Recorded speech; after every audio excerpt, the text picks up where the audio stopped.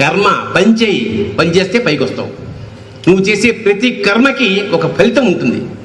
అంచేత భారతీయుల్ని ముఖ్యంగా యువతని ఇవాళ మోడీ లాంటి వాడికి తారక మంత్రం అది. ఇవాళ మోడీ అవ్వడానికి కారణం భగవద్గీత. ఇవాళ ధైర్యంగా మన మతం గురించి కానీ, మన సంస్కృతి గురించి కానీ, మన హిందూ శబ్దాన్ని ఉచ్చరించడానికి వాళ్ళ ధైర్యం కలిగిందంటే దానికి కారణం మోడీ. ఇవాళ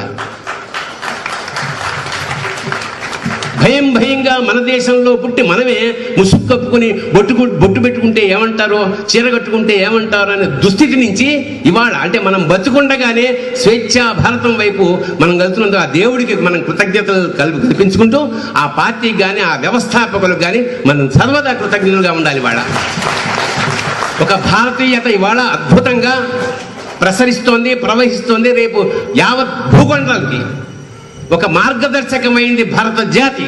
దానికి మూలమంత్రం భగవద్గీత. అది చచ్చిపోయినప్పుడు పెట్టకండి దయచేసి. దానివల్ల బతుకులు బాగుపడాలి. అది భగవద్గీత.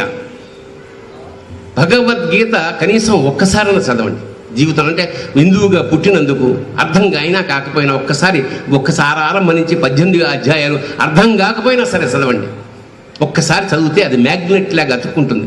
మీకు ఎప్పుడు బెంగ వచ్చినా ఒక చిన్న ఫిలాసఫీ నా జీవితంలో నేను ఎప్పుడైనా బెంగగా ఉంటే భగవద్గీతలోని ఏదో ఒక పేజీని అలా తీస్తాను. మీకు తెలియకుండానే అందులో సమాధానం ఉంటుంది. సమాధానం అంటే దేవుడు వచ్చి రక్షించేసి కష్టాలన్నీ తీసేస్తాడని కాదు, కష్టాన్ని తట్టుకునే శక్తి ఇస్తాడు. That is the most important. మీకు విచక్షణ ఇచ్చాడు, బుద్ధి ఇచ్చాడు, బలం ఇచ్చాడు, సర్వశక్తులు ఇచ్చాడు. ఇవన్నీ వచ్చి వాడే చేస్తే మీరెందుకు? అంచేత సర్వశక్తుల్ని ఎంకరేజ్ చేసి మోటివేట్ చేసే శక్తి భగవద్గీత ఉంది. కాబట్టి భగవద్గీతగా ఎనర్జైజ్ అవ్వండి. ఇంకోటి, భగవద్గీత చదవడం, రామాయణం చదవడం, రామకోటి రాయడం వల్ల పుణ్యం రాదు. రామకోటి రాస్తే పుణ్యం రాదు. భగవద్గీత చదివితే రాదు, పాటిస్తే వస్తుంది.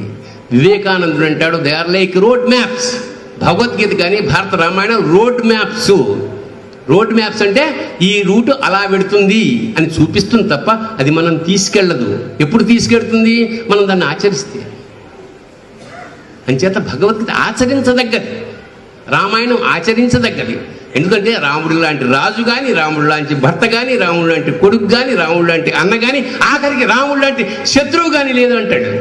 అలాంటి రామరాజ్యం మనకు కావాలంటే మనం ఇలాంటివి కొన్ని చేసి తీరాలంతే. ఆ త్యాగమే మన రక్ష.